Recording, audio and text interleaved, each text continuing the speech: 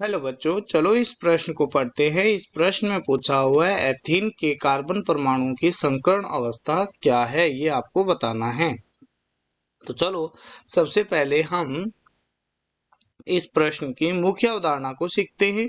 तो मुख्य अवधारणा के अंदर आता है कि जो एथीन होता है उसका सूत्र क्या होता है। तो एथीन होता है वो एक असंतृप्त हाइड्रोकार्बन है, हाइड्रोकार्बन होता है, और इसका जो सूत्र होता है वो होता है C2H4। ठीक है। और अगर इसकी संरचना बनाई जाए तो दो कार्बन हैं वो इसके पास में आपस में डबल बॉन्ड से जुड़े होते हैं, और इससे जुड़ा होता है दोनों कार्बन से दो दो हाइड्रोजन जुड़े होते हैं जो इनकी संयोजकता, कार्बन की संयोजकता को पूर्ण करते हैं। अब हमारे पास में आता है कि भाई हम संकरण कैसे निकालते हैं। तो संकरित कक्षकों की जो संख्या होती है, संकरित कक्षकों की संख्या होती है वो हम निकालते हैं सिग्मा प्लस लोन पेयर की बंध से। ठीक है। तो लोन पेयर की संख्या से, तो इसके अंदर सिग्मा बंध होते हैं, कितने सिग्मा बंध बनाए और कितने उसके पास में लोन पेयर यानी एकांकी इलेक्ट्रॉन युग्म है। ठीक है।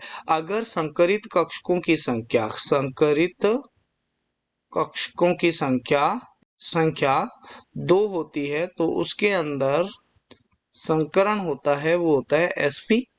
3 होती है तो sp2, 4 होती है तो sp3, 5 होती है तो sp3d, और 6 होती है तो sp3d2। ये आपके पास में संकरण होता है। ठीक है। तो यहाँ पर अगर मैं बात करता हूं तो इसके अंदर ये सिग्मा बंध है, जो एकल बंध होता है वो सिग्मा बंध ही होता है। और अगर मैं बात करूं तो द्विबंध के अंदर एक सिग्मा होता है और एक क्या होता है, पाई बंध होता है। ठीक है। तो इस कार्बन की अगर मैं बात करता हूं यहाँ पर, तो इसके अंदर 3 सिग्मा बंध बनाए इसने, और इसके ऊपर कोई भी एकांकी इलेक्ट्रॉन युग्मन नहीं है।